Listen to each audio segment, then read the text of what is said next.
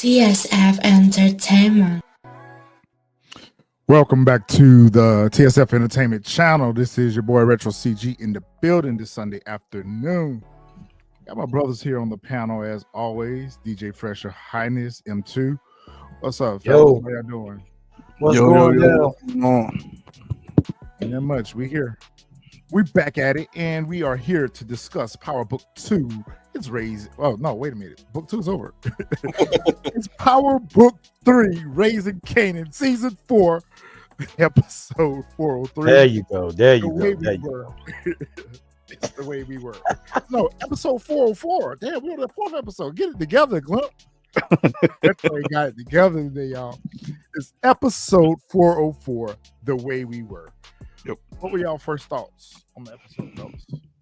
It was a solid episode. I'll give it an 8. It was a solid episode. You can tell that it's about to get ready to gear up and get into it after this. Like, they set up their story, so they really about to get into it. It's about to ramp up.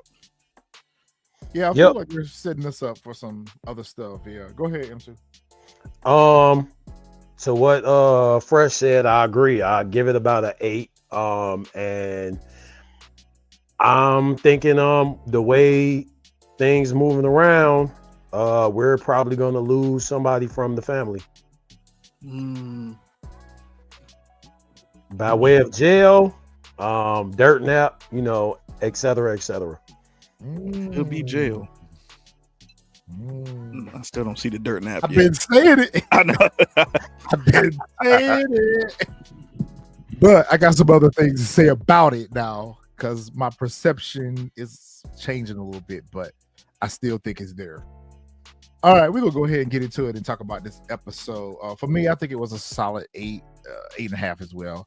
I see what they're setting us up for, so I'm interested in seeing where some of these stories go. But we're gonna go ahead and jump on into it. Shout out to the best chat on the YouTube world. Hope you guys had a great week and sit back and enjoy, because we're getting ready to talk about this episode. And we'll start off with the episode description. Nikki B. Episode title was The Way We Were. It was written by Nigel Rain and directed by Dylon C. Brown. Episode description: unique forms of unite. Oh God, I am not together today. Let's try it again. Take a quick breather. Yeah, unique forms of unlikely alliance in his vendetta against Rock while she inches closer to a new drug enterprise. Kanan takes advice from Snaps and Pop. In Jukebox, new friendship leads to a violent encounter. Man, Jukebox as we know it has been born. Facts. Big facts. This was her arrival. She arrived. Episode starts off with Tremont out on the balcony, smoking, living it up, living that good life, smoking up to the good life, not knowing that there's danger looming inside his hotel room. At the next room. He came back to the door. He got knocked out. One hit a quitter. Marvin took him out. Yo, let's talk about Marvin in his disguise. Yo, it'd be funny. Yo, Marvin, where you get the hotel uniform from, Marvin? Hey, you can't. Hey, Marvins are unpredictable, bro. Marvin get the job done no matter what obstacle may be in his way. He gonna find a way work around. This is facts. This is facts. I'm stuck off how every time he make a move afterwards, he got to eat. Yeah. Because as soon as he did, I was like, bro, a lollipop? I was like, last night, like you, as soon as you was eating chips, so like everything you do, you got to be eating. Like, it's crazy with that. Every joint you eat got to be eaten. I think it's a little overkill now. I think the way they do it in every scene now. Every interaction he has, he's eating something. Like, come on now, really? I don't know if it's like is it like a security thing for him or what? But it's like there's a message there. It can be like a creed for him. Like that's just what he do. That's what I was thinking. It's one of those idiosyncrasies that kind of define him. If you know Marvin always eating something. All right, so Marvin folds Tremont up in the laundry basket, take him to the elevator. I was so excited for this scene right here. I was looking for this scene. I was ready for this scene right here. Rock is over at her mama's house. And when I saw her in the kitchen fixing her a glass of water, I was like, okay, maybe Rock is over here seeing about her. You know, maybe they're going to sit down, they're going to have a talk, and we're going to get the backstory. Yeah. I felt like we didn't learn anything here that we didn't already know. Yeah. But They they didn't was go going a they little didn't bit go too deeper. Yeah, they were going a little bit deeper, but not to the core of what the problem is. Yeah. We still got to figure out where the problem's at in its core. But Rock told her, like, so you really thought telling us that you getting ready to expire over collard greens and cornbread was a great idea? Like, that's how you felt like you was gonna tell us that you were leaving here? Mama like, no, fool, it ain't about you. I just felt like it was time for y'all to know that this is, man, she said some stuff that kind of like drove in home. Like, she was like, you know, all of us have a different impression of what life was like after, you know, the father deleted himself. Yep. That you tell it, you took care of everything. Let Marvin tell it, he took care of everything. Let Lou tell it. He was all alone. But she was like, I didn't know what to do.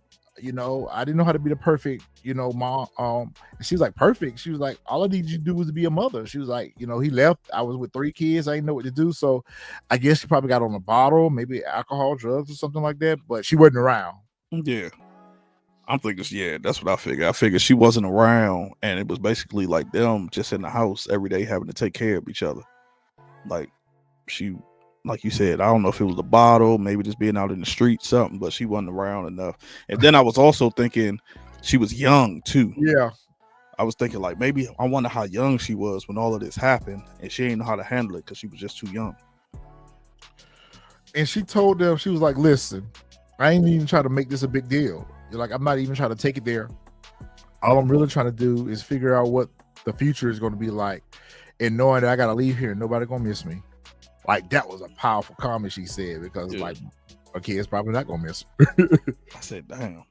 I was like, man, that's, yeah. I was like, whew, hit a little deep. Starving Marvin. Yeah, that's a good name for him, Starving Marvin. You could tell the stuff she was saying was hitting Rock, because at one point, it looked like Rock wanted to break down. That's why she had to get up out of there. If you ever noticed, just like last week when she found out the mom was getting ready or made the announcement, she had to run away. Rock runs away from her emotions. She gets up and run, because right here she was getting ready to lose it. And what she do? Grab a jacket and ran to the door. Yep.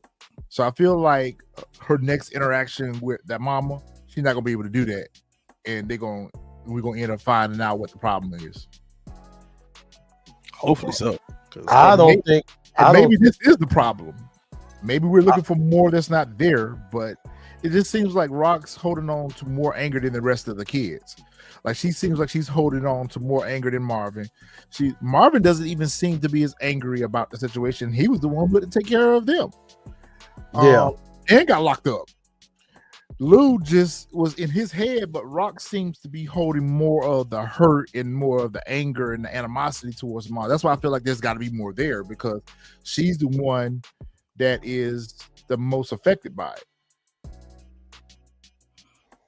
I think this is the last conversation her and the mother is gonna have, my personal opinion. I can see that, because it's gonna get everything gonna get so ramped up, and especially with Rock getting to connect, trying to get the business, everything back. It's you probably right. It's just gonna blow by, then they're gonna look up and get that phone call that Mama Joyce gone. Yep. I think this is the last conversation they're gonna personally have in the natural world. DeMarcus, you have a pretty good point there. I mean, she's angry at her mom, but yeah, Rock, you done quit 2 kids yourself. Like, you are your mother. As much as you hate her, you are your mother, because you're gonna probably have the same contentious and acrimonious relationship with Kanan. Yep, thanks to Marcus for the $2. Ran away, rattled Rock. Yep, and she was rattled. Mama said, "You gonna see me before you leave here." Over to the abandoned pool. Marvin be finding a great spots to take care of his work at. His work locations be next to none. Hey, Cub Star, thank you so much for the super sticker. We appreciate it. Yo, Tremont was in the chair and Marvin was just wailing on him. Marvin took every frustration he had out in the world on Tremont. Straight up rage room in the pool. Yeah, that's exactly what it was, a rage room. I was trying to figure out. I was like, this can't be the hotel where he was staying at, because I was like, I would think they would have some water in it. So I was trying to figure out exactly like where did they take him, and also I was trying to figure out like where were they exactly? Like, was this, which I don't think it was New York, but I was like, was this DC or was this Baltimore? Like, which one? You know, they said he was in New York. You remember when he was talking to Joaquin, he said something about Tremont was coming to New York to try to expand into the New York area. That's right, but you know what? That's right. He right about. That's how they snatched him up. I thought it was hotel. I thought it was they was going down to DC, because I remember him Joaquin saying like, your friend down in DC, you know, he whatchamacallit. So I thought that's where it was going down to. But now it makes so sense how Rock was there so quick, along with talking to Mama Joyce. Oh yeah. So yeah, that tells you right there they were in New York. New York. Yeah.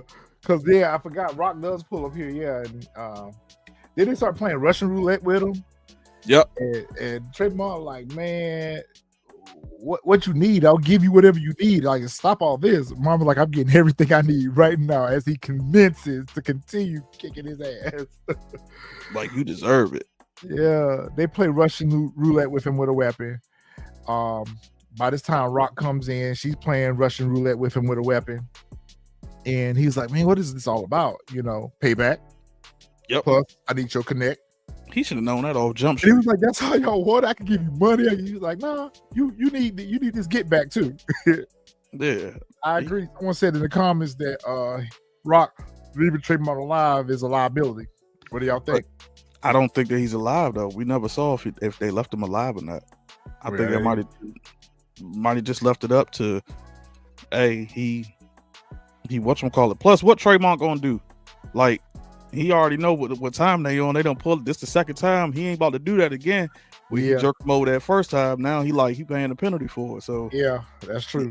He ain't about to. The only thing I was confused about in this whole scene was Marv had the pistol in his hand, playing around with it. Then he turned around and gave it to Rock. She put a bullet in it, but she got gloves on. So I was like, why Marv ain't had no gloves on? Like, you know, Rock always had gloves on though when she doing work. when she in her uniform, that's gloves is part of her uniform. Period. Okay. Because she even have them on later on in the episode when she go visit the new Connect. Yep, that's true. Rock will never do work without her gloves. I couldn't figure it out. I was like, bro, you been in there the entire time. And I was like, you touching the gun, everything. I was like, then you just hand it to her, and she got gloves on. What do y'all think about Krystal? Chat panel. What? My thoughts are wavering with Krystal because at some point, I think she's gold digging, and then at other points, she do seem like she's a rider. But I can't figure. Should we be on her side? I don't like how she did Juke, so that's my main reason why I don't see it for her. But she is proven to be an asset, but a liability at the same time. Mm-hmm. She did give Kanan good advice about getting up out of the other spot right before they got stuck up. How y'all feel about Krystal? I'm torn because I'm like, at one point, I'm like, she's a rider. And she wants like the best for Kanan, like how she told Juke. But then at that same time, I'm thinking she's trying to get out of whatever situation is going on over at her house.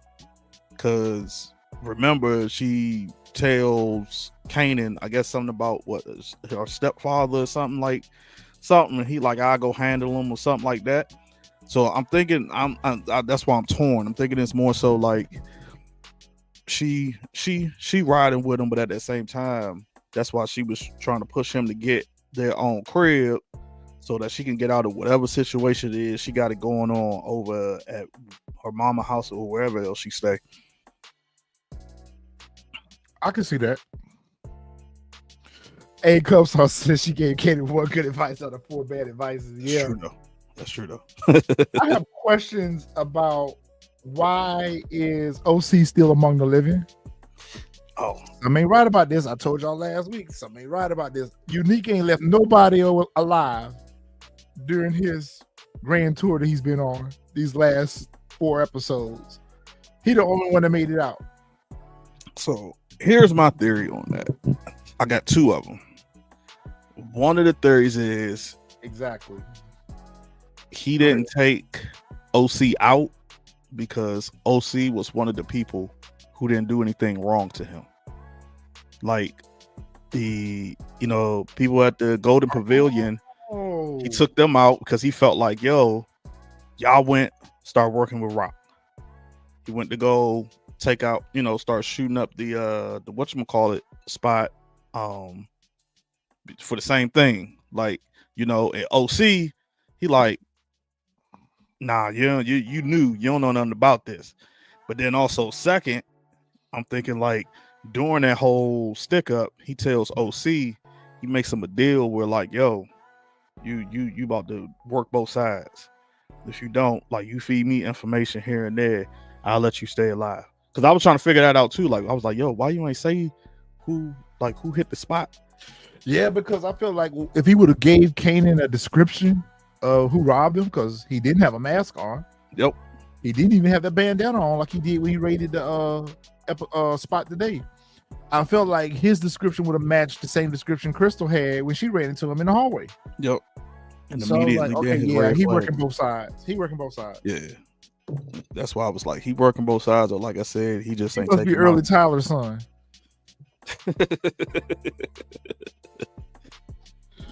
He must be early Tyler's son because he working both sides. Yeah, DeMarcus, Rich and Sonny don't know Rock, but it was the simple fact that they were still working with Rock. That was Unique's spot before Rock. Before he feels like all of them are in cahoots together. Yeah, at this point, he feel like all of them in cahoots. Yeah. Early Tyler done put it in his head. And Krystal tried to give him a little bit of advice here. She's like, now see, didn't I tell you that getting up out of that spot was a good move? Too bad we didn't leave before they hit the cash stash, whatever. And she's still telling him now, like, the purpose of moving here was for you not to do business here, but yet you got OC coming by here. Huh? And this is, oh man. You get robbed again. That, and I'm gonna say it more when we get to certain scenes. This is here where we shows that Kanan is not as smart as he think that he is. Yeah, facts. Like he shouldn't even been over there at all. Yeah, he shouldn't have been over there at all. He thinks he's so street savvy and street smart that you still doing dirt from your new crib. It ain't hit you yet.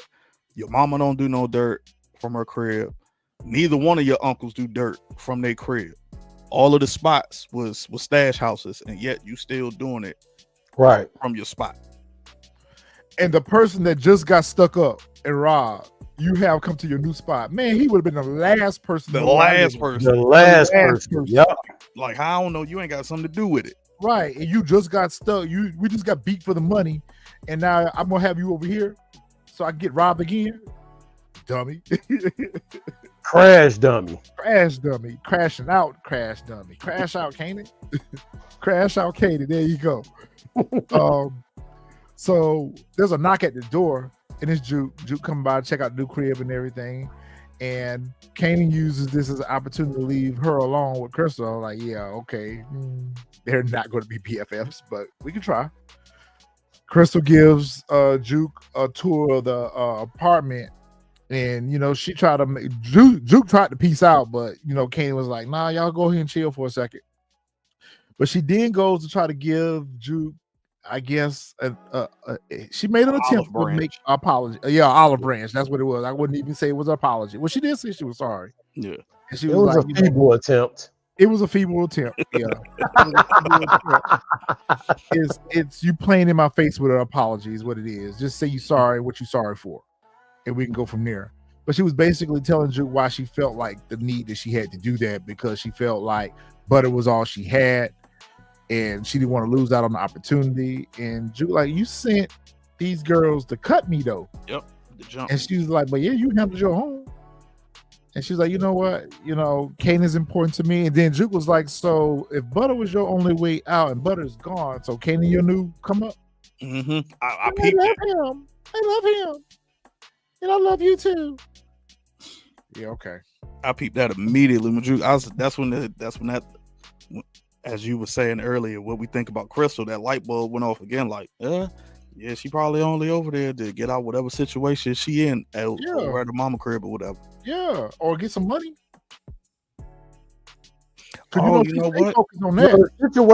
The situation I think she mentioned to Kanan was about the mother's boyfriend being able to keep his hands to himself. My man wasn't touching her. I don't believe a thing she say. I'm sorry. Once you show me who you are, you got to show me that you're not who I think you are. But this is Dexter's. I want y'all can quote. I think he's right. I don't think Juke ever told Kanan about that. No, but Kanan know that there was beef with her. Kanan knew that was beef with them because of the whole situation with Aisha too. He knew that there was drama with that. If he didn't know about it through Juke, he knew about it through Krystal. Otherwise, he wouldn't be trying to put them back together right now. So he know that there's a beef between the two of them. I figured it was just a beef for them fighting over the lead singer spot. Maybe. I figured but that's either way, Juke like, I got my eye on you. Mm-hmm. She said that in so many words. Yeah, I'm watching you. I got my eye on you. Ho. That's all she needed to say. She needed to say, ho. Yeah, you can feel these hands too, ho. She was like, well, maybe we can try. And Juke was like, maybe. Juke would beat the brakes off of her. Who is Lou? Lou is in the studio with his roommate. His roommate finally got up off the couch and went to work. I said, look at Lou. Lou Diddy. Lou Diddy. Lou Diddy. Lou Diddy was sitting up in there, kind of cocky. Kind of cocky with it. I mean, I know you know your ish or whatever, but, you just got here. Yep. Do you really think that A&R is not going to be involved in any project that you're working on for the label? Right. That's kind of like one-on-one. That's exactly. Like accounting not being a part of cutting payroll. It's like A&R is going to be involved. A&R, that's their whole job, is to market the artists and to find new talent and new sounds and things for the artists, because what the producers and the artists come up with may not always be what's selling. So A&R's job is to, mold that artist into a marketable product. They are marketing the brand, which is the artist. So I understand the function of AR, but he didn't even give the girl a chance to even see what she was coming with. He told her beat it. Yeah, he didn't, but I kind of see his point, like his point of view from it, because it's like her A&R, like her department per se, is not mainly like hip hop, because we found that out from the producer, the other producer with Lou inside or probably the engineer in the studio with Lou, and said like, yo, she's done big things like pop, R&B. So he probably like, she can't help us here. Like, she don't know nothing about hip hop. And then I took it as like, he got caught off guard because Lowell ain't never tell him about this off jump. That is true. So he like, who you and why you here? Like, nah, this supposed to be me, and now something totally different is coming in here. So I saw his point of view from that. Like, as soon as she came in, like I see why like he just got defensive with that. Well, reading her character description, doesn't seem like she's as top notch as she thinks she is. So it's gonna be interesting to see how these two work with each other. Well, we know that eventually they end up becoming lovers or whatever. Coming in with a $2 super chat, DeMarcus is back to Krystal. Could help be really making music also. Nah. Krystal ain't doing nothing but helping herself to the pocket. She remind me of Tasha in such a way at times, but all that's missing is a scene of them showing her stashing money. I'm waiting for it. She introduces herself to B Rilla or whatever, and B Rilla comes out the studio, and the engineer is telling Lou Diddy that she know her ish, she this, she that, she real big around here, so you might wanna, see what she talking about. Right. Nah, Nikki, she not a cop. She actually is an AR. Now that would be dope though. That would be a hell of a plot twist though. But if they were at Bulletproof Records, I would see the need for them to put a mole inside there. But right here, as far as we know, what is it? Low Street Records. Yeah, they're Low Street. Are legit. We ain't seen them do anything, shady yet. So I think she's who she says she is. But I'm gonna get to that whole famous situation. We're gonna talk about that. Oh yes, I got some things to. Yeah, we got a lot of things to talk about with Famous. Each week that goes by is telling me more and more that Famous is not here. Y'all stop asking about him. He's gone. Mm-hmm. He's not here with us anymore. Kanan shows up to snap and pop to give them their money. Cut. Yep. It cut from his business, and he was like, "That's the police. Y'all fucking with the police." They were like, "Yeah." We deal with them, so we don't have to deal with them. Right.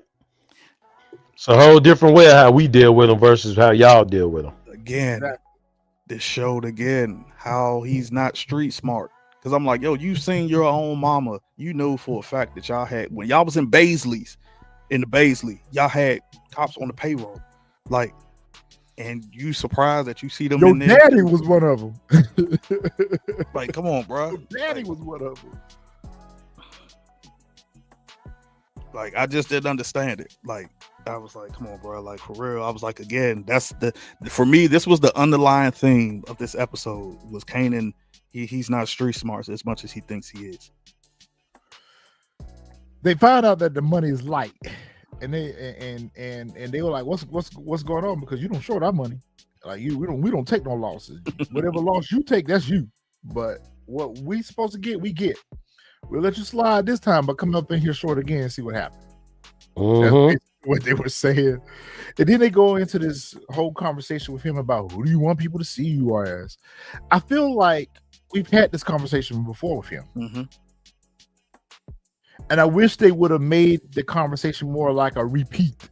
Like, we told you this one time before. We're telling you this again because I felt like they didn't tell him nothing that they hadn't already told him already.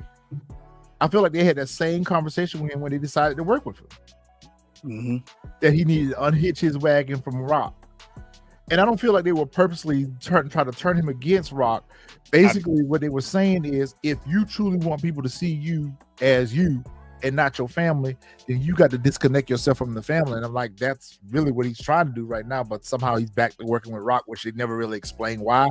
I guess we said earlier that because when Rock eliminated Juliana, now she actually eliminated his plug, so he had to get his work from his mom. Mm-hmm. But nah, I think they purposely trying to pull him away from Rock. Okay. I feel like they want to get in his head because they like, because remember in the meeting how he said you need to listen to your mama. Like, yeah. When he was you know what I'm saying? He was getting too disrespectful. He like, you need to listen to your mom. Like, your mama know the game. But then at the same time, they like, let's pull him out because we can control him. Yeah. Where like his mama ain't got nothing to do with it because we know as long as he's still intact, like we not gonna be able to do what we want to do with him. I can't be looking at these comments sometimes when you are talking. Because I don't want you to think I'm laughing at you. But no. I figured that. Let's go in on what's up, man? Wig. Imani.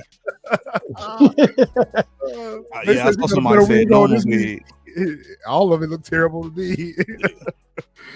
And they try their best to make her look so mean and menacing. I'm like, just that don't work.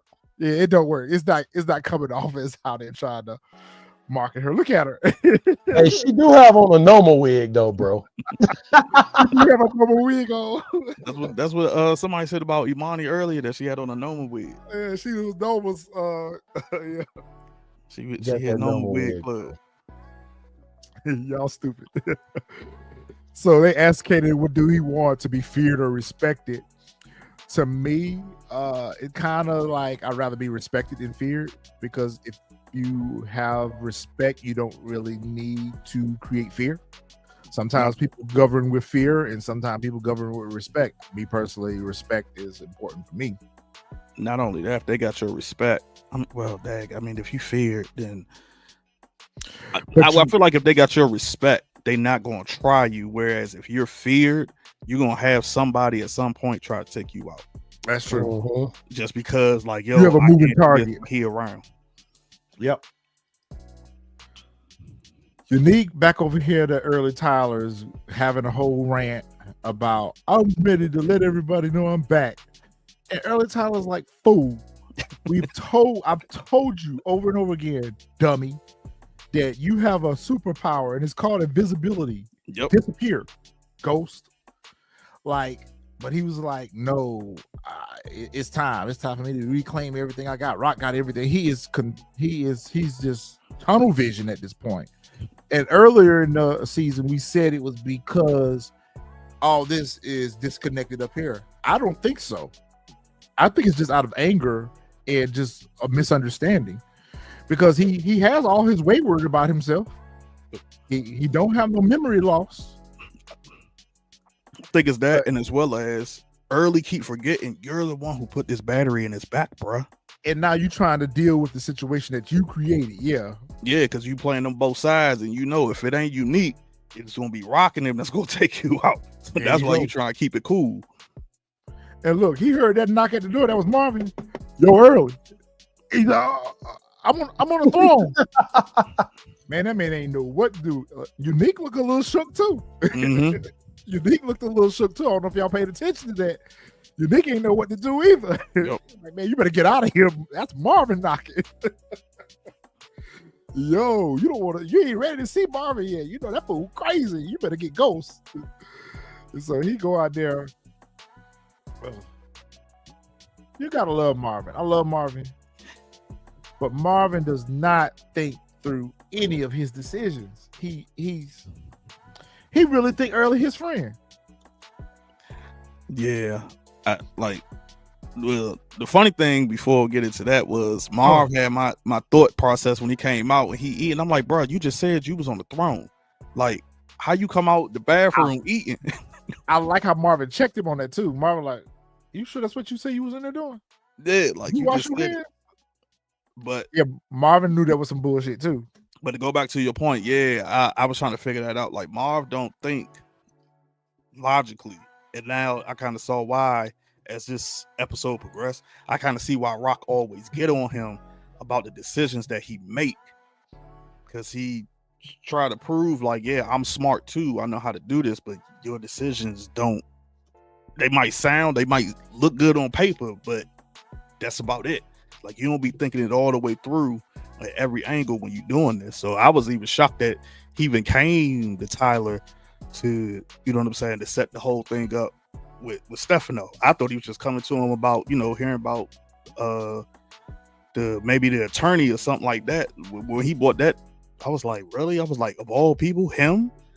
Like, y'all know what this man do out here in the street already, and this is he's not loyal to nothing but the money. Nothing but the money. I would be trying to present him with no kind of side hustle that's adjacent to me.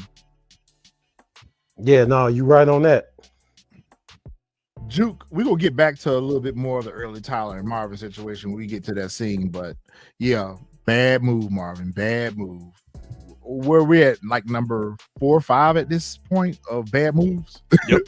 Yeah. Juke is in her happy place. She likes it here. She wants to live here. She has found solace at this club, and she's there hanging out. She's made her some friends. Mm-hmm. And originally we thought that Mara was going to be her love interest. I think Mara is just going to be her, like, homegirl or whatever. Yeah. I think this Jackie chick is who gonna end up checking for her. And so she watching the girl. She just so giddy and happy. She don't know what to do. The girl come over there, offer her a drink. She's like acting like a little schoolgirl a little bit. It was interesting. Yeah, I was like, damn, Juke, you scared? Yeah. Juke like, man, shoot your shot, Juke. You weren't scared with Aisha, but you scared now. Right. Shoot your shot, Juke. You definitely wasn't scared with Aisha, man. You just went over there and just did your thing. did your thing. You done came up. Like nah. So they get into a conversation about family, and Mara was basically telling her, yeah, this becomes like a home from away from home. Like eventually, you'll look at these folks as a second family, whatever. Then she makes an ominous comment about her family. I said, oh no, there's trouble with her. When she made that comment, her whole countenance changed on her face. I'm like, yeah, there's a problem at home. Didn't know that we were going to get the confirmation this episode, but I just could tell by the actresses, a mannerism that, yeah, something ain't good at home. So they get ready to go to the Waffle House. I feel like they get ready to go to one of them good old diners. I feel like they were getting ready to go to Junior's. Junior's breakfast is great. Anytime I go to New York, I love to go to Junior's. I love their breakfast. Good. And the cheesecake is good too, but their breakfast is smack. She Make sure saw you put that in notes that when we don't see CG, he's gonna be at Junior's. I love Junior's though. Junior's is good eating. Good eating. I likes to eat. So they talk about going to get some breakfast and whatnot. And she looks across the street and she see a guy watching them. I said, oh yeah, that's her husband. And she like snatches Juke up and said, no, let's go get some pizza instead. Juke like, well, I thought you wanted the hash browns. She's like, no, let's go. And dude run up on them and pushes Juke out the way, looks like. Yeah, that's what he did. And she fell to the ground and hit her face or whatever. And he snatched old girl up and threw her in the back of that Buick. And away they went. My bad. I didn't even think that was her husband. Like, it didn't click until she said that. I thought it was somebody that was just like, when she mentioned family, at first I thought it was her pops or something. Her daddy, yeah. Okay, I can see that. That's who I thought it was. I was like, oh dang. I was like, that's probably her pops right there. So she mentioned the family situation, and then when she said it, I was like, that's when I got confused. I'm like, wait a minute, hold on, that's your husband. Why the hell are you in this club? Like, like you, yeah, I was confused by that. Hey Dexter, you got a good point. Early Tyler is a bootleg Prop Joe from The Wire. Yeah, he is Prop Joe. Yep. Yeah. So Unique is banging at somebody's door. I'm like, who else he getting now? Who he finna rob now? Or her husband or her baby daddy. Yeah. Hey, Aaron snatched her up real quick and threw her in the back of that Buick in the back seat. And he 2 wheels pulled off. Unique rapping at somebody door. I'm like, who he at? Who house he at? Who he finna ready to see? And it was Damon from last season. I think we met Damon in season 3 when he was running the spot up in Jersey. Yep. Yeah. Gave to hit that like button. She gave that spot. It was that spot she gave to Unique and Warrell when they started all working together. And she put him out. They put him out. And I was like, oh, this can't be good right here. I said, this can't be good for Damon for sure, because I felt like Unique was running a con on him anyway. I just didn't know what it was. I just felt like, okay, Unique ain't really trying to work with him. He's trying to use him for something. And it turned out, he was like, man, I thought you were gone. Here I am. So we finally get to the infamous scene that we were trying to figure out where they were at. They weren't at Stephano's place. They were meeting with Tremont's Connect. I forgot his name too. I think it began with an I. And she basically telling the dude that, listen, I need some work. And I don't want no regular work either. I want wholesale and I want to be the supplier, my product, my rules. And you're like, that's a different kind of conversation. You sure that's what you want? And she's like, yeah, that's what I want. And so he basically told her, come back tomorrow alone. And she looked at Marvin like, alone? Yeah, alone, as in you and only you. And so Lou Diddy and Amani are up in the office with Lowell. And Lowell's basically telling them like, yeah, Amani told me about y'all encounter. And she was like, well, I ain't snitch on you. He just asked me how did the meeting go, and I told him.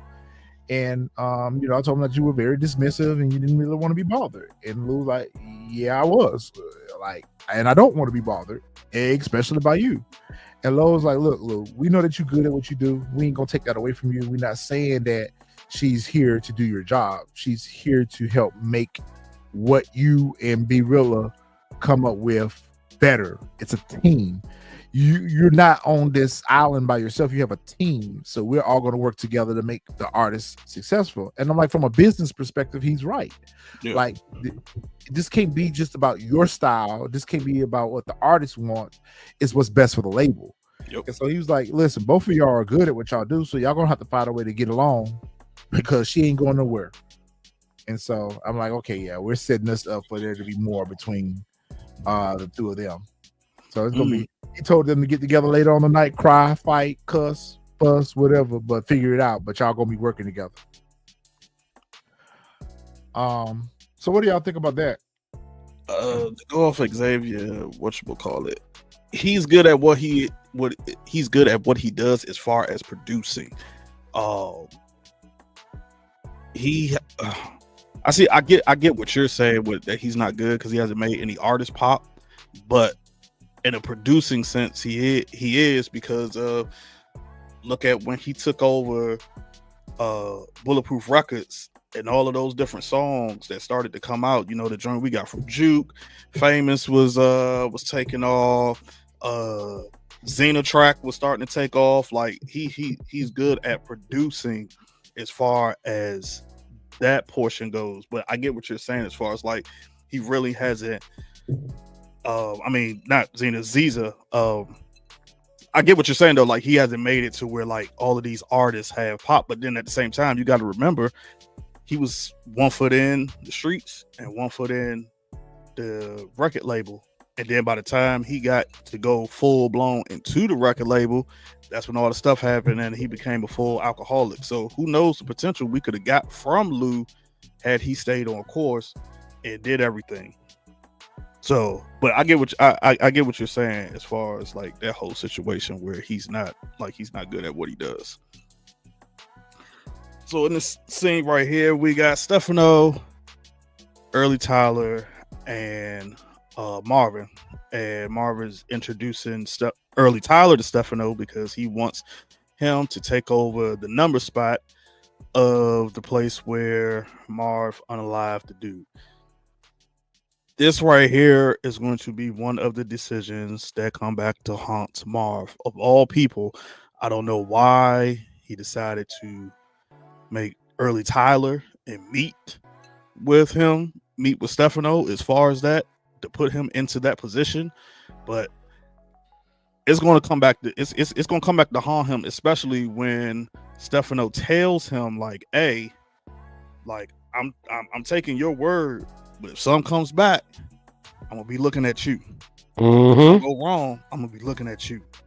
So I think here, this is gonna be one of those decisions that's gonna mess up Marv later on down the line this season. So yeah, Stephano, I mean, Marvin was like, he's got experience doing this. Marvin is just like his recruiter, like his HR manager. Like you sitting here putting the whole man resume out on the table, like, oh yeah, he's great for this opportunity up in Corona. We gonna do this, and yeah. And Stephano look at him like, you do realize that you vouching for him, right? So anything go wrong with him, I'm coming to see you. And I'm like, damn, Marvin, you finna get burnt again. And what really makes me feel bad for him is because remember when he picked Lou up from the rehab and he was telling Lou about how Gerald had did him and like how he wasn't trusting anybody no more, that that Mr. Nice Guy stuff don't got me messed up. And here you are with a friend that's a wolf in sheep's clothing that you trying to bring an opportunity to and think y'all gonna make some money together, and he gonna burning you right now, and you don't even know it. I think it was an impulse decision to clean up what he did to the bookie. And that's exactly what it is. But bad move. Yeah, that's right. Because he told definitely Stephano, a bad move. He told Stephano last episode, we get any dude to run the spot. He just knew that Early Tyler would be perfect because one, I know him. Two, I can make a little parlay off the side of it. And then on top of that, like, that's my people. Nah, it's not. And now, whereas I thought that it was going to be Unique that deletes Early Tyler, I think it's going to be Marvin now that deletes him. Because when Marvin find out, because Unique messy as hell right now. Yep.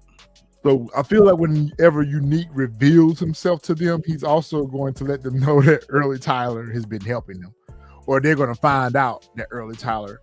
And what made me feel like that is as the episode progressed, and they were trying to talk about how they were trying to figure out like how this is happening right now. Eventually, they're going to also figure out that who was helping Unique. Yeah. And Marvin come down. They're gonna figure that out. Yeah, they're gonna figure that out. Marvin said, "I ain't drinking out no glass." Marvin said, "I ain't drinking out no glass." Marvin got a straw in his wine glass. I was like, "Y'all having a friendly toast right now, but it ain't y'all next encounter ain't gonna be a friendly one." Yeah, sure enough ain't. It ain't gonna be a friendly one. Quan messy as hell, yo. I want y'all to get rid of Quan. Do something to him. Cause I feel like he only meeting with Kanan to usurp Rock. Like he's that's the only reason. But again, it goes back to my point. This shows how Kanan is not street smart and manipulated by everybody. And manipulated. Because what does he tell Quan? He's like, yo, I'm cool with the 20%. No, you're not, fool. Like, exactly. Like, if there's anything like that, you know, that's on you. That's my mother. You come holler at me. Like, and I'm like, fool. And that's why he made the smirk like, oh, I could take advantage of him. This fool willing to pay an extra 20%. And then he said, oh, that's nothing. We'll just work harder. Okay, you're getting ready to get hit with another 20% inflation. Your cost of goods sold gonna be gone because Quan finna run your pockets. Exactly. That's why I'm like, that's why your mom is always on your case, bro. Like, nah, I'm trying to show you the game. I'm trying to school you. You know what I'm saying? Like, she straight up told you, like, I got to be able to trust my partners and what you doing. Like, you going behind my back. Yeah. And he straight up, he going behind his mom back. Oh, he gonna pay the 20? Okay. He like, yeah, I got him. I got a sucker right now. Sucker. And I'm about to use him to get Rock right out the way. Oh, this is a really good question, Dexter. This is a really, really good question. I really like this one. Which character is progressing faster, Jukebox or Kanan? Juke. When you say progressing, qualify that a little bit. Qualify that again. When you say progressing, what you're really asking is which character are we seeing more of the original in, Jukebox or Kanan?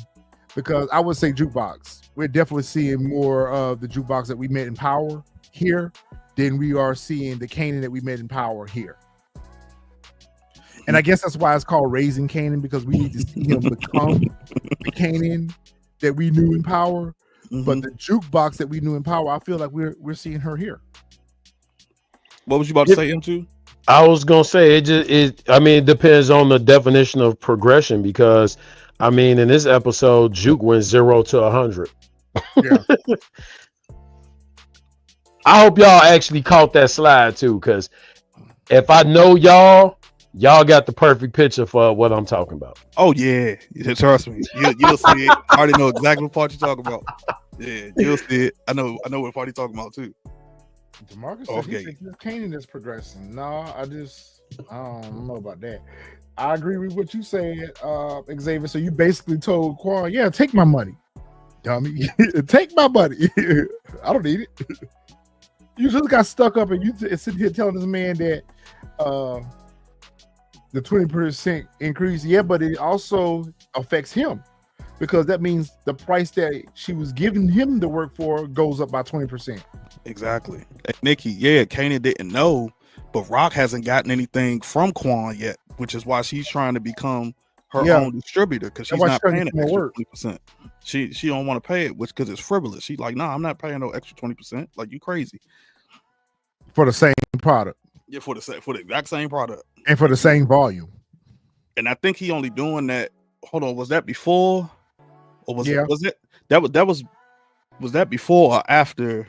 Because I can't remember. I'm trying to think of the scenes after Unique hit the spot.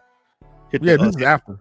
Okay, so I feel like he only raising that because Rock didn't go back, didn't do nothing, and go do revenge immediately like Quan wanted her to do. Well, remember, she didn't know, and he had questions about, what is this all about? She didn't have no answers. So, inflation. Damon. Dumb, dumb, dumb, dumb. Unique look at him and say, look, hit anybody, everybody, hit anybody you see. The number one goal here is to take out as many as you can because Crash dummy. I was like, yep, you're being set up. Crash dummy. Yep. For sure. He definitely set him up. I just didn't understand, bruh. For one, I didn't understand. I was like, what was the purpose of y'all bringing the Damon character back when he's not even going to last 30 seconds? I'm like, two, it's only y'all two about to go run up in the spot. That's heavily occupied. I can see if it had one or two dudes up in there. It's like 5, 6, 7 up in there. And they were in there and they just commenced to busting. They just busting rounds. And like, shoot, they ran Unique ass up out of there. They lit his ass up. Hey, yo, Buddy died a gruesome death too because he got sprayed up and then that rack fell on him too. Damn, baby. Sucks to be you. Ass over there. Like another thing, and I get this is a TV show, and I try not to be so technical and everything, but there is no way in the world, in real life, Unique would have made it out of that warehouse with those two guns. Cause we ain't never see him reload. Yeah, he was outgunned, outmanned everything. Yeah. Like, let's just start by saying the man had probably about 7 or 8 shots in them boys. Yep.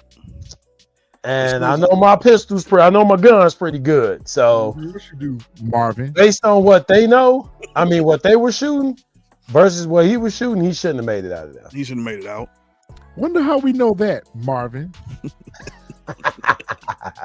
Yeah, hey, we know. All I'm gonna say is I had a blast in Tennessee. Y'all saw the videos.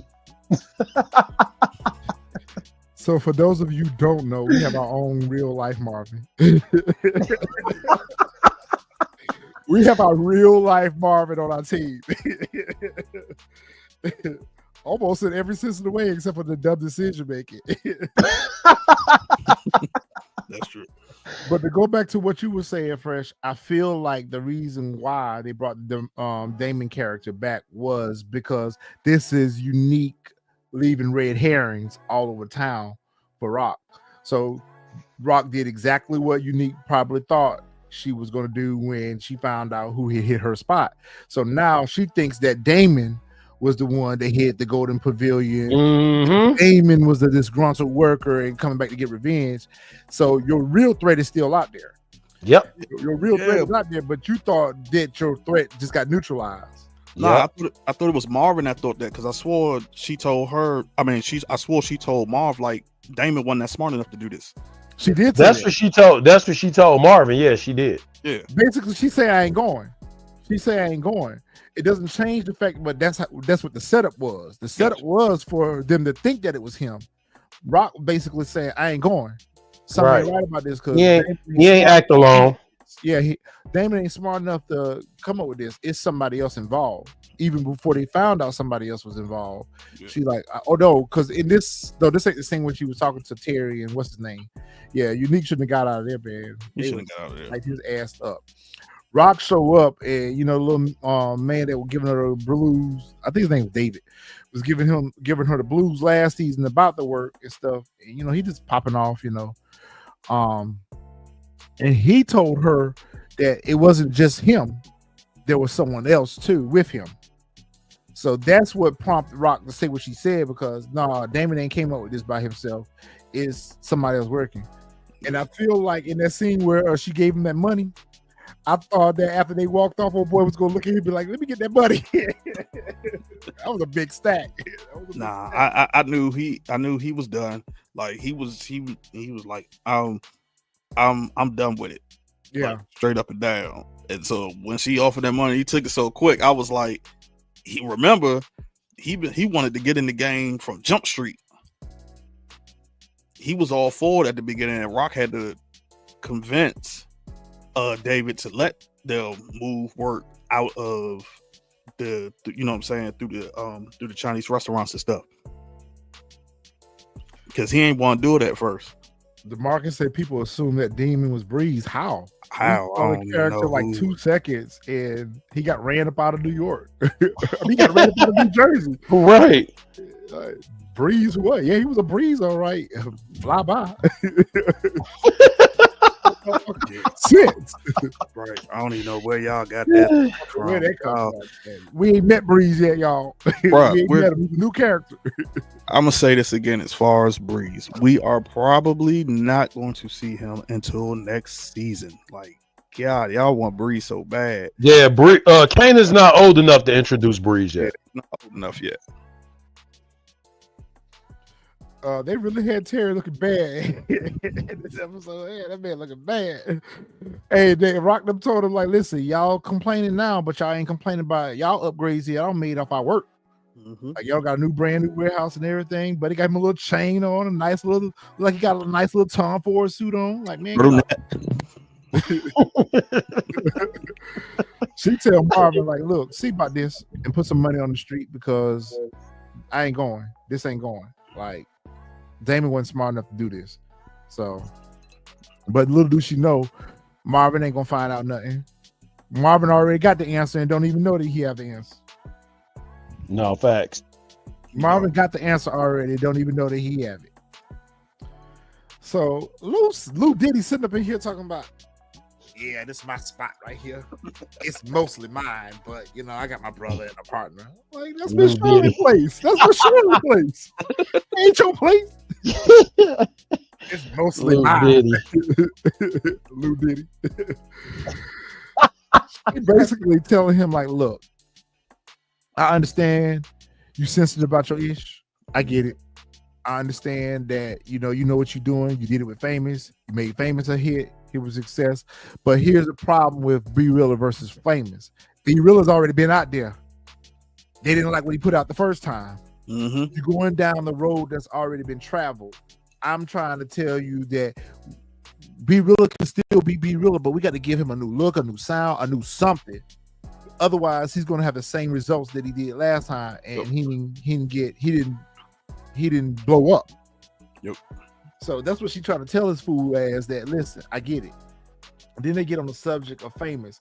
Is it just me? Every time somebody says something to Lou about Famous, his energy changes.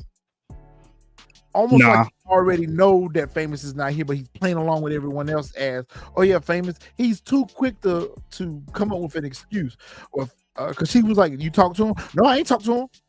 It just feels like he knows more than what he's able to say he knows. You know what? Now that you say that makes a whole lot of sense. I took it as more so like he was mad, like he's angry that like Famous would disappear at a time like this. Yeah, like yo, Okay. like man, we taking off and can't nobody find you. Like I put in all that work, we did all of this stuff. Now we finally got a song taken off, and you nowhere around. So that's how I looked at it as. That's why he get mad every time somebody brings up Famous. But now that you said that, that actually makes that kind of makes sense as to it possibly could be that he actually knows, you know, what happened to him. Support. No support game, and I don't think that he had anything to do with him. Yeah, being we don't think that alive or disappear or anything. I'm just saying that it feels like he knows, but he's not able to say that he knows. He's kind of acting like similar to when he had to put Kanan's friend down, and he had to carry that like he didn't know. It's just weird because even when Be Realer, when he got up and turned the radio off last week, and Be Realer said something, he gone, ain't he? He was responding to Lou's energy. Lou's energy, his whole mannerisms, everything changes every time someone mentions Famous in his presence. That's what prompted Be Realer to say he gone, isn't he? Because he's acting like he knows that he's gone, but he can't say it. Or it could just be he has it in his mind that he's gone, that something has already happened to him. Yeah, it could be. I'm not sure what to take from this, DeMarcus, but your $5 super chat, appreciate it. DeMarcus says, imagine if Malcolm Howard smoked Famous because Famous put 2 and 2 together and realized that Howard was Kanan's father. What if Ronnie smoked Famous? Nah. You know what, One, DeMarcus? If they would have showed us that in the flashback episode, I would go for that. I would go. Especially when they talked about Howard in the flashback episode. Mhm. But I feel like we are going to get a flashback to what happened to Famous. But I felt like Ronnie and Howard were both already deleted or in the process of being deleted simultaneously as Famous was getting picked up. Mm-hmm. All that happened in the same episode. They ran up in Famous spot and yoked them up when the mom turned the weapon in. Ronnie and Kanan seemed to Kanan had put Ronnie down and Rock put Howard down. To me, I felt like all that happened kind of like in the same day. Yeah, I definitely, like I said, for Howard, no, that wouldn't even make any sense. Like he wouldn't. He would have just probably threatened him and be like, "Yeah, you got to keep this a secret." As far as Ronnie, it wouldn't make any sense because if that was the case, Ronnie would have put him down when he yanked up Famous that time at the hallway. Yeah, he would have been put him down. He wouldn't have waited to put him down. He would have been gone. Go back and watch that episode, DeMarcus. I kind of agree with Xavier. I do feel like Malcolm was gone already before Famous disappeared, and Howard didn't know that Famous had saw the daddy test. Kanan, he mentioned something to Kanan about it, but Howard didn't know that. Mm-hmm. I feel like I don't know what they're doing with this whole Famous situation. Obviously, there's an issue with the actor, whether it's public or not. Common sense tells us there is a problem with the actor, and that the network. Think about how the network responds to problematic actors and stuff. They delete the character. They don't bring the character back no more. Look how they done Ghost. Look how they've done Ghost since Ghost has been gone. We know that him and Courtney Kemp had issues. We knew that him and 50 Cent had issues over money and stuff like that.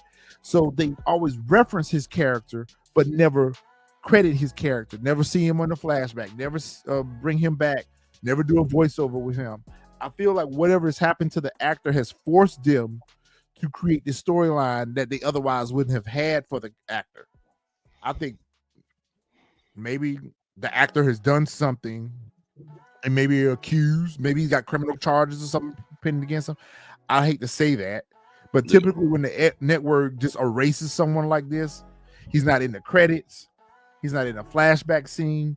Nope. I even went back and looked at that episode, and I feel like they showed us the same footage that they showed us in that episode. In the flashback, they just did a voiceover with the streets need a body, streets need a body. You know how they remixed the song? Mm-hmm. Yeah. It was the same footage that they showed us in the episode, but they did a voiceover that made it sound like it was a different scene. But I went through every episode title. I went through every credits, cast, and he's not in any of them. He's not in any of them. Yeah, and that's why I was going to get to, when we get to it, my Famous theory as far as what exactly happened to Famous. Because if you even look like this background, we got a Famous not in the background. He's not in the background at all. On Famous IG page, what was it? I want to say 2 weeks ago, he was out on a cruise somewhere. He posted it. He was out on the cruise somewhere. And he's not doing any publicity for the show either. Yeah, he ain't did no. That's why I don't think that they took his character off, because like you said, somewhere along the line in one of these episodes, you would have to see his name in the credits. Even if, let's just say, it was a flashback scene or something, it would have had to been filmed for this season, so we would have to see his name in the credits somewhere. It's like we did with Howard and Ronnie when they showed them in the episode at the beginning. They were in the credits. Right. It is something wrong with the actor, and for him not to be in any of the credits, and he's literally been mentioned in every single episode. From episode 1 to episode 4, he's literally brought up every week in every episode. Xavier, people have come to that conclusion that's him in the trailer, but there's no confirmation that's him. I don't know, because from what we saw in the trailer, all we saw was a silhouette that looked like it could be him. It could be a double. Right now, they even be him. We see that actual scene and see that if they're going to show his full face, or are we just going to see that silhouette just like we saw in the trailer? Even at that point, Xavier, you still gonna have to get that credit. He should have been casted. Yeah. He's not even casted. Look at all the cast members that are casted for the season. He's not even listed as a recurring character. Nothing. Most of the time, if they're not on the main cast, they're casted under as recurring. Recurring means they can be in one episode, they can be in 2 episodes, they can be in 3 episodes. Right. Or they can just be in 1. He's not even been downgraded to recurring. He's not in the cast at all. Even if you go on IMDb and look at the cast for this season, he's not listed. For a character that's talked about in every episode not to be listed in the cast, yeah, I'm weird there. Not news about. I know with the Mortal Kombat. Amani says she getting ready to go across the river to go check out an R&B act. You want to go? He was like, no, bye. It's her own way. Stephano is sitting up at the restaurant. Stephano said, I got to move around and get it because the fish shop is hot right now. I ain't going over there. Yeah, so he over here hanging out at the restaurant, having some good old espresso and a little shot. And Kanan come up and they come whispering to him, this Mooly out here to see you. He was like, let him in. And he was like, first off, out of respect for Quan, this is the only reason why I'm taking this meeting. Second of, why are you here? I don't do business with you. I do business with your mother. Right, your mammy. Your mother came up in here and borrowed $500,000 for me to secure you when you were taken. And this what you do to her? Like, I really appreciate this scene. Finally, somebody told Kanan what he needed to hear. Ain't nobody checked Kanan the way he checked Kanan this while ago. He told Kanan, like, that's your mama, one. Mm-hmm. He was like, I wouldn't even put up a C note. That's $100. Yep. He said, I would put $100 up for my kids. But yet your mom did what she did, and you go out here trying to go around her back. He's like, get out of my space. Get out of my face. You're a kid. And just like you said, Retro, to follow up with you, I was like, finally, all these adults, I was like, you got snaps and pops, y'all grown adults. Y'all still messing around with this kid, trying to manipulate him. Quan, you meeting with him. He a kid. Stephano, the only one with sense that's like, yo, nah, because in any person that's in those dealings, if you're willing to go behind your mama back and try to make a deal, ain't no telling what you gonna do with me. Yep. But them other 3, they so busy trying to manipulate him, and they you know what I'm saying? No, like, we want Rock out the picture so that we can do this. Stephano, the only one with sense, on like, nah, man, like, this is what you doing behind your mom back. Like, nah, I ain't doing nothing with you. Like, nah, go on somewhere. Like, that's your whole mother. Like, you doing this behind her back, and you want me to trust you so that we can have dealings? Nah, I ain't having it that way. Yeah, like, beat it, like, bro, like, and I was so happy that he did that, and he had a little attitude. But then again, like I said, it goes back to shows he's not street smart at all. Like, he thinks he is, but he ain't there yet. Which goes back to the OG Power. We asked the question earlier about the development of the characters. Jukebox was always a better character, more smarter, and moved more smarter than Kanan did. Because I feel like we saw Kanan do the exact same thing in OG Power. He did the exact same thing with Ghost and Tommy Connect. When he tried to get all the fellas together to overthrow them. Yep. And he met with Jason. That didn't work out for him then as an adult. So what we seeing here is what Kanan loves to do. Kanan can't be trusted. He's shiesty. Yep. He moved dirty. Move hella dirty. Hella dirty. All right.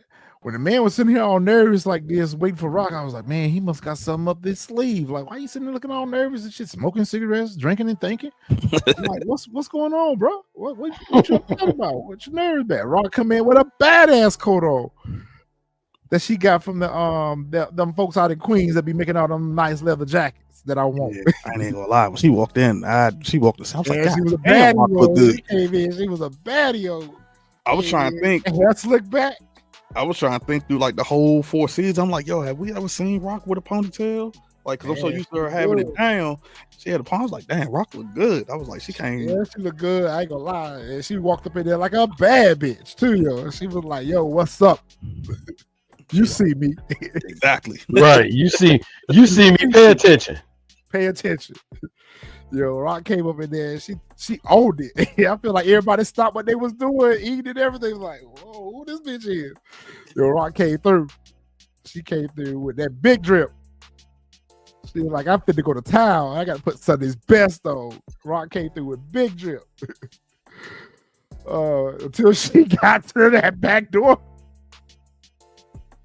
Yo, when she got to that back door, she see that car waiting for her. She didn't know what to do. She looked both ways like she was getting ready to cross the street. She's like, I don't know if this is a good idea, but fuck it. I don't care this far. Let's go. If today I gotta leave here, today I gotta leave. But she still got in the car like a bad bitch. I was like, all right, Rock, come on, like, you gonna be all right, Mom. Ain't nobody gonna bother you. Yeah, she definitely went out there. She went out there. When they put her in that car, I was like, damn, I'm surprised they didn't blindfold her to see where she was going. And they took her over to her old fancy ass house and shit. I was like, okay, she mean the supplier, the real supplier, like off the boat supplier. What do y'all think about this interaction between the two of these characters? I was just about to ask because it might have went by or he might have said it so fast. I was like, did they even give his name? Because I don't remember. Nope, they did. I don't think they did. If they did, DeMarcus will tell us. Yeah, DeMarcus tell. I don't think he ever said his name or they gave his name. They talked about the other guy. Now I want to say his name was Ishmael, Ishab or something like that. Ishab or something like that. He mentioned his name. Yeah, but I don't know if they mentioned his name. Yeah, I don't think they ever mentioned his name. However, Clubstar said she think that the interaction between them went well. I do felt like too. He was kind of like hesitant about wanting to deal with her. I think he was too, probably because during that time it was very rare to have women kingpins. No, that ain't his name. So I think that's probably why he was hesitant to deal with her, because it was very rare to have woman kingpins. 1, 2, I'm not sure like his as far as his I'm trying to be politically correct here, like his racial background, like his his upbringing. There's certain cultures where like they don't deal with women. So like nah, you ain't no dude. But I guess Shab could tell off gate like she was the boss, because remember he told her come without Marvin. So I think here he was trying to feel her out to see exactly like, I don't really want to do business with you. But then when she threw the little the words like, well, I guess I'm in a new business, he probably like, okay, like yeah, she bought it, okay. So and I think here I might end up taking a chance with her, and we about to be doing some workings. Partially correct, but right. I did say Teresa was coming back. I thought she was going to come back as a boss, but she wasn't. She's a grief-stricken housewife. And I'm like, damn, Nick don't found his way over here to this place, but we say, oh, this not working up here. It worked fine to me because he showed them how to get around New York with them forces on. So, I got questions about this too. He over here meeting with Sal. Hold on a minute, I had her up. Teresa, Sal Boselli's wife, and he was basically telling her like, look, I know who took away your husband and your son. Did Rock them have something to do with the son? I know they took out old boy at the church, the daddy, Sal, because that was a Stephano order. Remember when Marv sent them on that side job? Sent his folks on that side job. They go take out this old girl. Yeah. Okay. And he ended up getting popped. Yeah. Yep. So Unique avails himself for her services. And she's like, my husband didn't discuss business with me, but I'm finna give you a name and a number. You need to go see him. He'll know what to do with you. And that's Phil. Yep. Phil Russo. Yep. Yep. He's gonna be the new mob boss. Yeah, this Phil gonna be the new mob boss. So I guess that's who Unique getting ready to start working for. Okay, that's who we about to team up with. Now, the question I have here, and I wish they would have showed it, is one, how were you able to just walk up to, even though he's no longer with us, how are you just able to walk up to a mob boss house, even though his wife is dressed in all black? Like, how you even able to do that? Number one. Number two, I'm still surprised they even let the meet happen, because And none of her people was there with her. None of her Watching people over. was there. And Yeah. then 3, the main thing was when you were dealing with Sal wanted you to give info up on rocking them, and you wouldn't do it. Yep. So I was confused at like, yo, they just let you in, even though through all of that, and then Sal ends up getting unalive. They just like, oh yeah, I remember Unique. Come on in. Like, nah, bro, we remember we wanted you to do this, and you told us no. Like, you couldn't do it. You couldn't give us up the info. So that's why I was just like, yo, how was he even able to get up in the crib like that? Just walk up and just speak to her so gingerly, like nothing ever happened. Support And then game didn't- not far from what your and- thoughts are because he touched her. And I'm like, huh? Yeah, he touched her leg, didn't he? Mm-hmm. Yeah. He grabbed and squeezed her leg, said, I'll take care of this for you, or something to that effect. And I was thinking the same thing too. Support game, like, I know better than that. You touched that lady, that Italian lady. And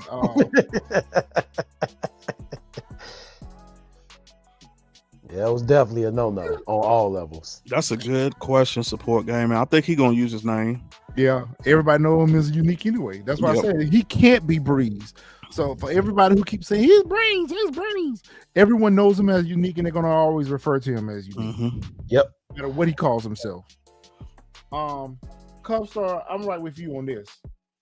And I think I said this early on. I have an issue with this where he's going around telling everybody that Rock unalived him, and it was Ronnie. He know for himself that it was Ronnie that did it. Everybody else know that Ronnie did it. But the crazy part about it is, like, you remember everything else, but you don't remember how much your brother hated Rock. So why would you think that the two of them were in cahoots? Coincidentally, she take over your spots. What did you expect people to do after you died? Remember, Tyler put that battery in his back. Yep. So he Tyler charged that up. Yeah, so he automatically thinks that Rock was the one that paid Ronnie to do what he did to him, to take him out of the picture. They were all going to take over the business. And then once he saw Ronnie getting unalive, he thinking like, yo, Rock just cleaning up her work. Like, she just cleaning up, she cutting her ties, she cutting her losses to make sure it don't come back on her. Cause that's why I keep telling everybody, Rock took everything away from me. I would agree with that if he was the one who went and looked for Ronnie that night. When Pernessa told Unique that Ronnie had told her that he was messing around with Rock, he went and confronted Ronnie at the tailor shop. They got into an argument in a fight. That wasn't a planned hit. So I don't understand why he think Rock was behind that. He and his brother got into a fight over what he had told Pernessa about him and Rock. Like, Unique just not thinking straight. So maybe you're right. It's the battery that got put in his back that's got him charged up. But I think whenever his interaction with Rock and these points start getting pointed out to him, and he starts remembering what had been going on, because Ronnie wanted to unalive Rock. This story is getting on my nerves at this point. Not tomorrow, but episode 5 needs to be his reveal, because I'm tired of this shit now. I need them to get back on the same page. Yeah, he been walking around invisible for too long. Yeah, not only that, but we're seeing Unique and Rock from season 1. We're in season 4 now. Like, we've been there, done that. Like, Rock versus Unique thing. There's no beef here. There's no real beef here now. I'm ready for it to be over with. The roommate. Lou has domesticated B-Rilla. B-Rilla in here washing and scrubbing dishes. He getting the water spots off of the dishes. He cleaning house, cooking meals. Just last week you got him some money to get out of here. And then when he made the comment about B-Rilla don't like to be by himself because he feel like he gonna get in trouble, this man don't plan on leaving. You don't get this sorry ass man up out your house. I feel like B-Rilla still think he's still in jail because in prison because he tell Lou, I'm about to go hop in the shower. Yeah. That's what, because at first I was like, bro, why the hell you telling that man like you gonna take? And then I was like, oh, you know what? Mentally, he probably still think he in prison. Yeah, he's still institutionalized. Mm-hmm. Yeah. I was thinking the exact same thing. I was like, oh, that's He is domesticated, Xavier. He does act like a wild animal. That's how he acted last week when he was up in that office with that YT man. Yep. He was in there acting a fool. Yep. So he is a wild animal. Low. Yep. But I'm like, you got him the money. What was the whole purpose of getting him the money if you gonna let him continue to stay? Like, I'll be like, it's time for you to bounce, Rilla. You got that bread that you needed. Get up. Go Get right. Up. Go home, Roger. Go home, Roger. That's right. Don't he got a baby mama or something? Like, go stay with Shorty. Kanan like, this your roommate now? He was like, something like that. And so again, we get on the subject of famous. So this right here is why I feel like Lou, Kanan though too. I think Lou doesn't know what happened, but he has an idea the same way as Kanan, because he mentioned that I spoke with his sister. Sister say, yo, he's not out in California, and she's not known to lie. But at the same time, I'm thinking like, y'all do know, like his sister could do that. Like if he on the run, like, nah, he ain't out here. Like, you know what I'm saying? But I guess he knows, you know, his sister. But I felt right here, like, because Kanan said, I don't even want to think about it. So I think they have a sense like, yo, he gone, but they not 100% sure that he gone. And how he gone. Yep, and how he's gone. Yeah. Dexter, nah, it wasn't a mistake. I kind of feel like it was. Because what they really should have done was, if they were going to bring Unique back, instead of this vendetta against Rock, it should have been against Ronnie.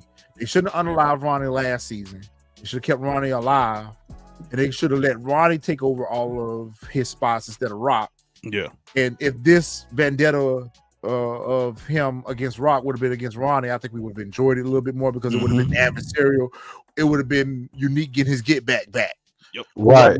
Did to him. I think that would have been a better plot point than what they're doing with this, because all we're doing is recycling the contentious relationship that they had in season 1, and they've grown past that. The characters have grown past that. Why give us this again? Like, we already know how this is going to end. When they meet face to face, they're going to reconnect. Like, y'all took us all the way around all of this for us to know that Rock and Unique gonna get back together. Yeah, it should have been Ronnie. Because remember, we said last season Ronnie got eliminated too early. It was like, what was the point of bringing him on? And y'all eliminated him already. Like, at that point, y'all should just let Unique. There you go, Cubstar. My point exactly. That's why I get so frustrated is they have a formula for the power villains, and they all fall into that category. And that's exactly what they've done. They've made Unique the typical power villain that's at our protagonist. Nothing different. They really should have kept Ronnie alive. That would have been a better story for them. I don't told y'all, let us get up in this writer's room. Us and our chat, man, we give y'all some good stories. So they sitting over here trying to figure out what to do about this whole famous situation. Ain't nothing to be done.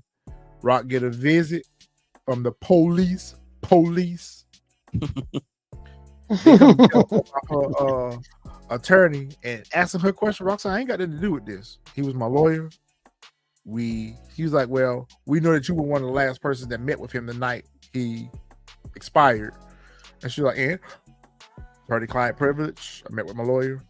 No story here. Bye. Sit them on their way. We thought it was going to be the feds rolling up on her, trying to step on her about Stephano. But no, they came to tell about Andre. And when they left, she's like, I don't need that.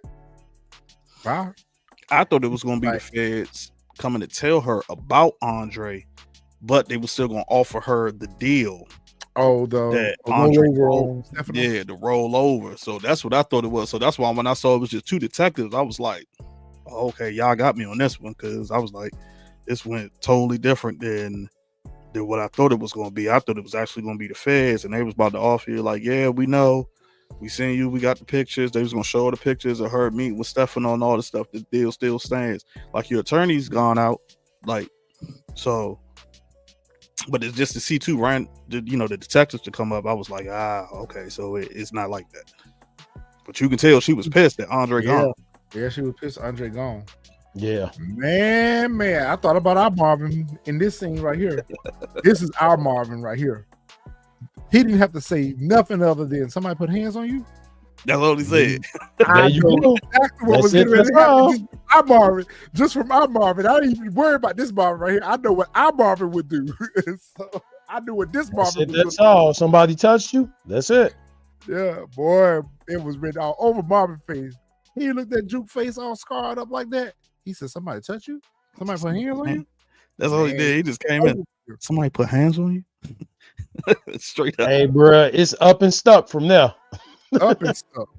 Man, listen. That look right there. That's our Marvin. Yep. He's thinking about, he's not even processing what happened to her, more so than what he's really processing from. I'm gonna tell you exactly what our Marvin is thinking. What am I gonna do to you? That's what he was thinking. He was thinking, there you go. He was like, how am I gonna fuck you up? Because I'm finna go fuck some shit up. And excuse me for the language, y'all. I didn't even think that. I thought immediately, like, he was like, oh, okay, time to go put him down. I got action. Yeah, I got action. Boom, I got action.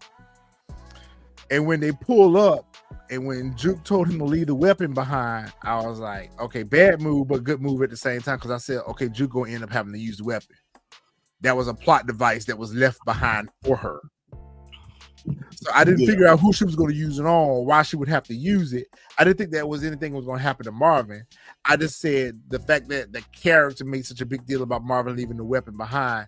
I said it's a plot device. It's a plot device left for her to have to end up using the weapon. That, and it was a particular scene where right here, this is when I knew, like, yo, she's going to come out. Because he got up, he telling her, just give me 10 minutes.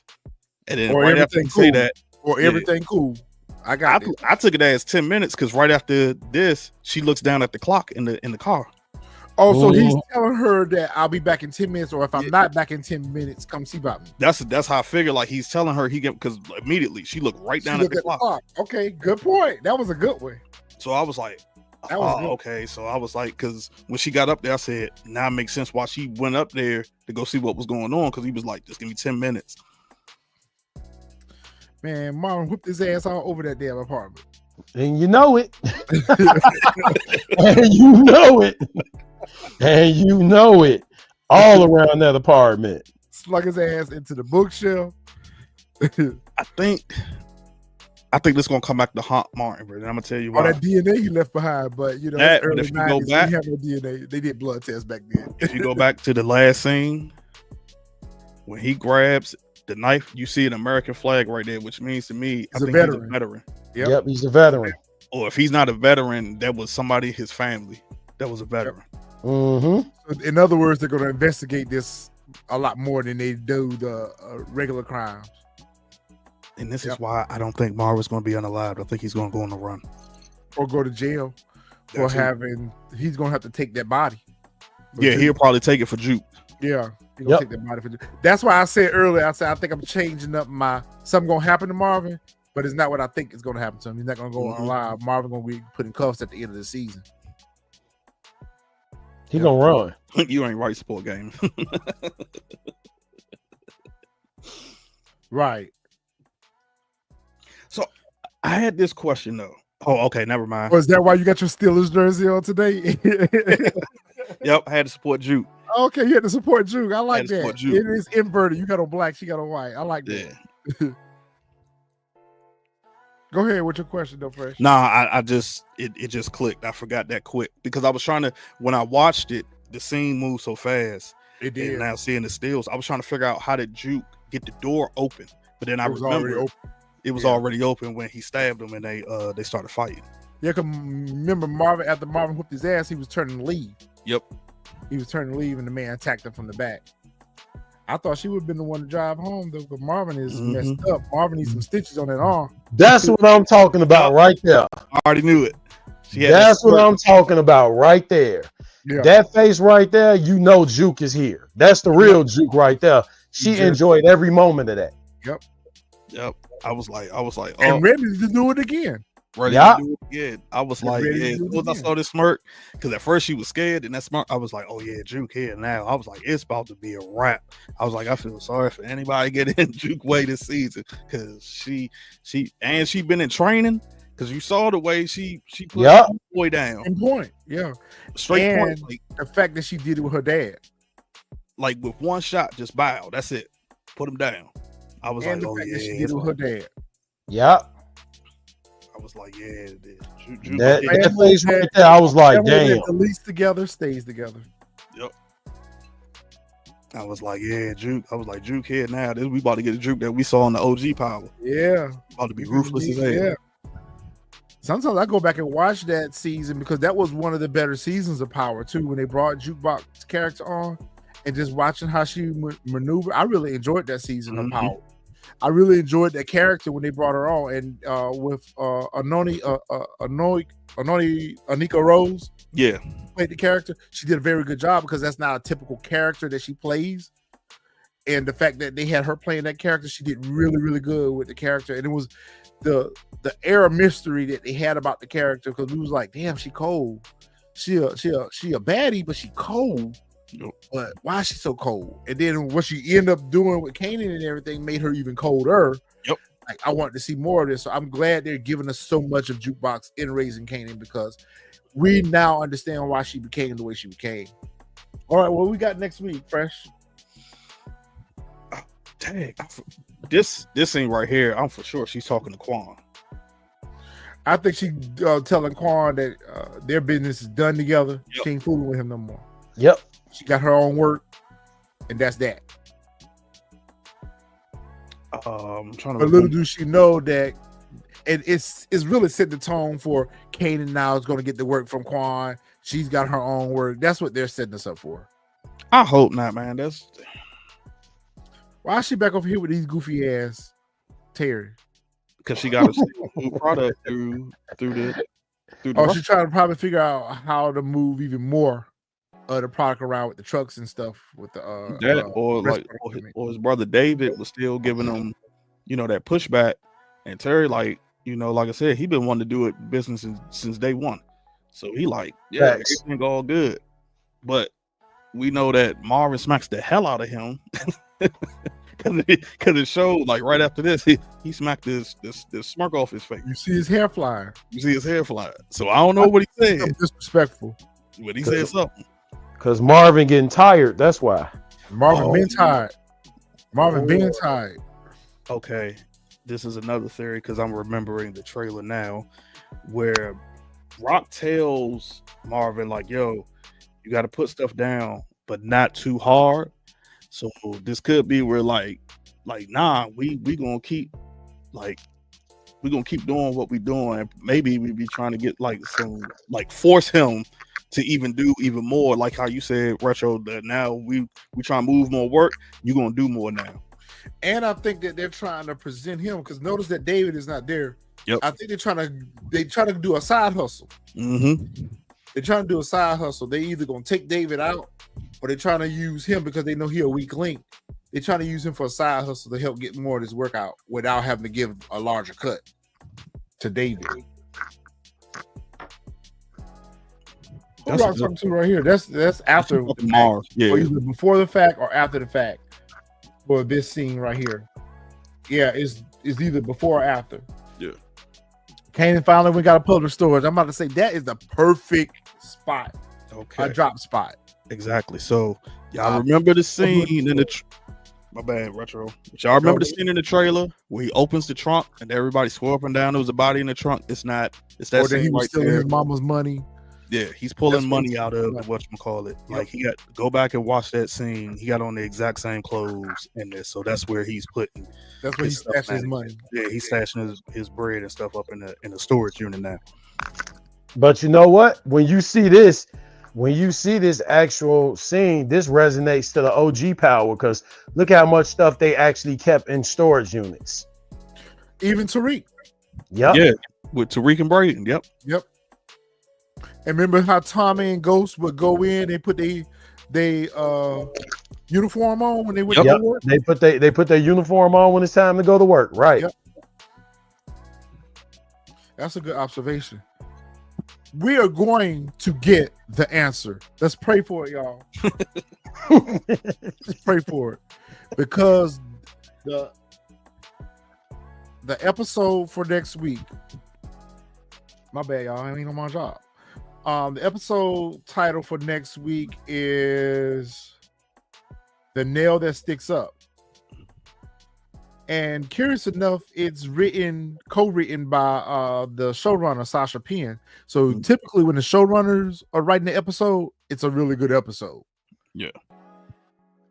It says Rock and Marvin navigate a dwindling supply of products. So that means Quan is probably cutting them off. While Lou and Amani scout for artists together, Joyce's condition worsens, and Famous's mother is desperately tries to find him. So I think this is going to be a real top-heavy Famous episode. And I think we may finally get the flashback in this episode because we're getting the flashback of her talking to him. Who's having the flashback? I guess it's her. Yeah. Maybe she regretting what she did. Maybe she's regretting that she turned the weapon in that got him into all this. Yeah. Okay, good point. I just got two theories. I think we're not going to hear about anything as far as Famous. It's probably to like maybe episode 9, episode 10, if something did happen to him. I think that's when we're going to find out exactly what the hell went on with Famous. Because when you start to think logical, remember he was in the police custody. They let him, he can't be in protective custody with the police because Detective Garcia wouldn't still be looking for him. Right. So the only thing I can think of is he went on the run or he's in protective custody with the feds. Okay.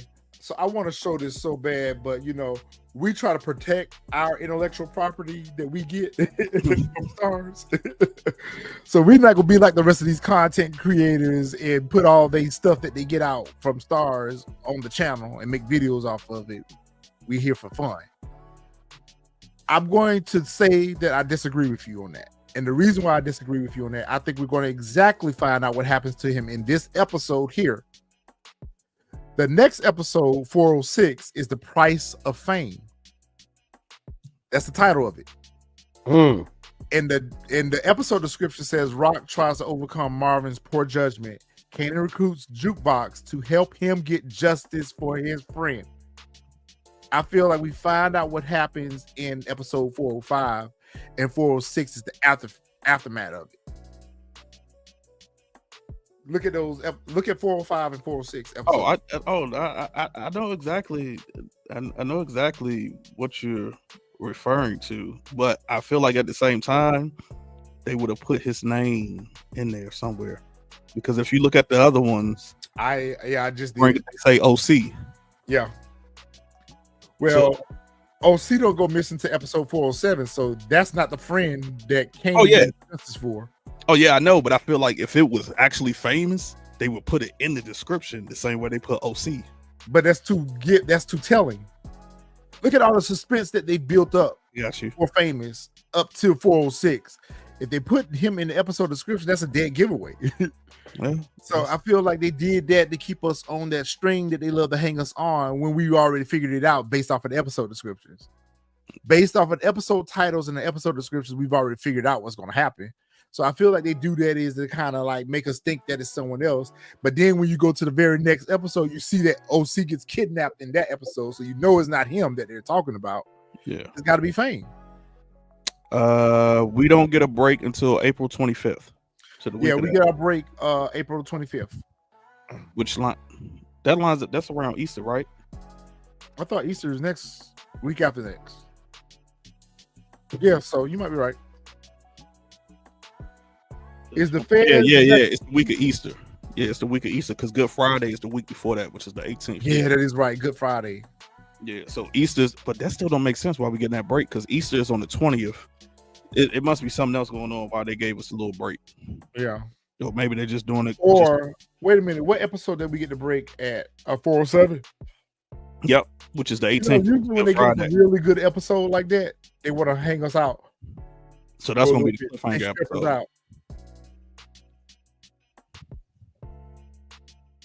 And that looks like, from the episode description, that looks like it's going to be a real action-packed episode.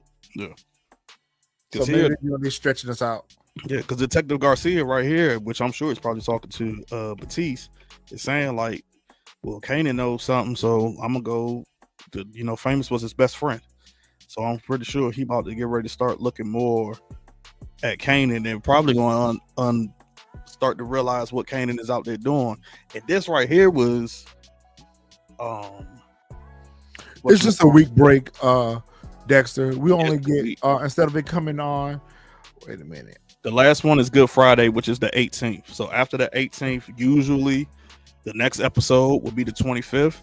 And it's not. So we won't get episode 8 till after the 18th. We don't get an episode again until May the 2nd. Yeah. And how we know it's a break, it says it right here on the episode descriptions for the episodes. It says skip a week, April the 25th. Mm-hmm. So the 25th, we don't get an episode. The next air date, April the 18th.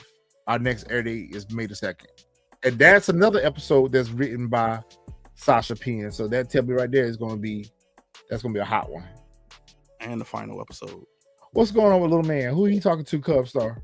Cub Star really can't call him a little man. Like, I've never heard Cub Star before, but I can just hear Cub Star saying little man in my head. This is a little person. Who the little person talking to? I think here is where him and OC gonna have some words, because he's basically tell OC like, you do what I tell you to do. So that right there make me feel like he working with Unique too. It could be with Unique. You know what? Unique might have made him an offer, and because we already know somebody from Kanan Squad is going to join Unique anyway. Or Unique put a battery in his back, and now he's saying some reckless stuff to Kanan. Yeah, he's talking crazy. Yeah, that's what it is. But we haven't met anyone else out of Kanan's camp this season, but OC. And that one worker that came for the, that was complaining, saying, all the workers like, yo, we need more pay. That was in the flashback episode though. I could have swore because. Was that the flashback? Was that the flashback? Because Krystal tells him like that's what that was the flashback episode. I mean, yeah, but I didn't think that was like the actual flashback part of it though. Yeah, that the whole episode was a flashback. That's right, because it was 3 months. That's right. Drew trying to tend to her daddy, and Marvin probably living in regret, much like our Marvin would too. Even though our Marvin has trained his daughters how to shoot. But he's probably processing that, like, damn, my baby girl had to get her hands dirty. Like, I messed up. To me, I feel like he's probably having he's not proud of what Juke had to do. Mm-hmm. M2, what's your thoughts on that from one Marvin to another?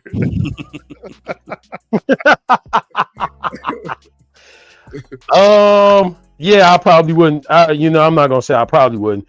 No, I wouldn't be proud if my girls had to save me, and it meant putting somebody down. But I mean, if it had to be done, it had to be done. Yeah, because I feel like he's worried. He's worried about all this, and then because he was injured, he didn't take care of that situation like how he normally would have taken care of it if he had been injured. They left the body behind. Mm-hmm. You don't leave bodies behind. Well, we don't know. I know anything about that. We could see in this episode he called somebody like, "Hey," but we know for sure which I'm thinking he probably tell Juke like, "Yo, don't tell Rock, don't tell nobody what happened. Like, yo, we got to keep this between me and you. We got to keep this." I can see that being part of the discussion too. Yeah, but Marvin, if you need some assistance, just call it waste management. We know some people that handle waste management. We can take care of that problem for you. I'm joking. Not know how to dispose of bodies. So old girl probably meets with Juke and they finally get to have their breakfast. And she probably says something about the husband. Mm-hmm. Juke is like, do you think she accuses Juke of something happened to her husband? I would think so, because Juke was there when her husband showed up. Got jacked up. She gets taken off, and all of a sudden her husband is gone because Juke says right here, like, yo, I didn't take out nobody. She tells Mara that straight up. Hey, that's a good point, Dexter. Unique might end up taking Kanan's crew. I can see that. I can see that. Like I said, we saw one person with already worrying about money, begging for money. So I think this is when he reveals himself. No, I think that's when he meet up with Phil Russo. He meet with Phil. Okay. He meet with Phil. He meet with Phil. Yep. Okay. All right. Overall, a very good episode. Like I said, not really action packed, but it's building us up. Mm-hmm. It's building us up to take us through the remainder of the season. So as always, we appreciate you guys. Y'all make sure y'all hit the like button, drop some comments for us, share the video out, do all that stuff, because y'all know we only here to talk about power. You know, that's all we do. We talk about power. But anyway, we appreciate you guys. For everyone who gave super chats and super stickers today, thank y'all. We appreciate that. Fellas, any last minute housekeeping before we pop out? Nah. I'm just ready for the next episode. I'm ready. Just ready for the next episode. I'm ready. I'll be in Chicago next week with M2, so maybe we can watch it together Thursday night. He'll be up anyway. You know, I'll be the only one. What you call me, you, and what's his name? Be up. Yep. M2 be in the bed. We be up waiting for that episode to drop. But Fresh, you said you gonna stop watching it on Thursday night. Keep you up all night. Oh yeah. Me too. Like, especially if it's a good episode, then I'll be too hyped and then I want to go to sleep. Yep. That's why. You're working in a couple of hours. And you be too hyped and then be like, man, what? And now your energy high, your blood pressure up, everything, and now you can't go to sleep. So yeah. But I'll probably still this next week coming up still watch it watch it again. You know we are. Big facts. All right, fam. We will see you guys next week. Y'all have a good week, and we'll talk to y'all in the comments. All right. We out.